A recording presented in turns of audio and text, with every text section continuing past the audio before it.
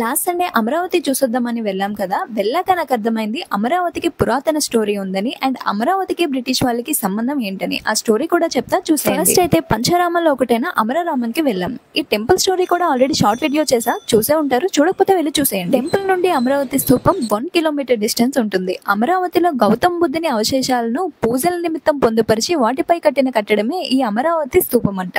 దీనిని క్రీస్తు పూర్వం 2వ 3వ శతాబ్దం మధ్య కట్టడం అయిందంట. ఇక్కడ ప్లేస్ కూడా చాలా ప్రశాంతంగా ఉందండి. స్తూపం ఆపోజిట్ లోనే అమరావతి మ్యూజియం కూడా ఉందండి. ఇక్కడ గైడ్ కూడా ఉండేవారంట. మేము వెళ్ళేసరికి అయితే లేరు, కానీ ఇక్కడ సెక్యూరిటీ అంకుల్ మాత్రం మాకు అన్ని చాలా బాగా ఎక్స్ప్లెయిన్ చేశారు. ఒకప్పుడు బౌద్ధ మతం యొక్క ఒక ముఖ్యమైన కేంద్రంగా అమరావతి ఉండేదంట. శాతవాహన రాజులు అమరావతిని ఒక గొప్ప రాజధానిగా మార్చి కళాత్మక మరియు సాంస్కృతిక కేంద్రంగా అభివృద్ధి చేశారంట. బ్రిటిష్ వాళ్ళు అమరావతికి వచ్చిన తర్వాత అమరావతి స్తూపం నిర్మాణ శైలి అండ్ దానిపై ఉన్న శిల్ప కళాత్మక అంశాలను అధ్యయనం చేసి చాలా విలువైన శిల్పాలను కళా సంపదను లండన్ బ్రిటిష్ మ్యూజియం కి తీసుకెళ్లారంట.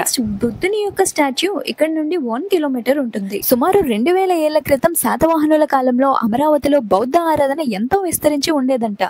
ఈ విగ్రహ నిర్మాణం 1990లో ప్రారంభిస్తే చివరకు 2003లో ప్రజల సందర్శనకు అందుబాటులోకి వచ్చిందంట.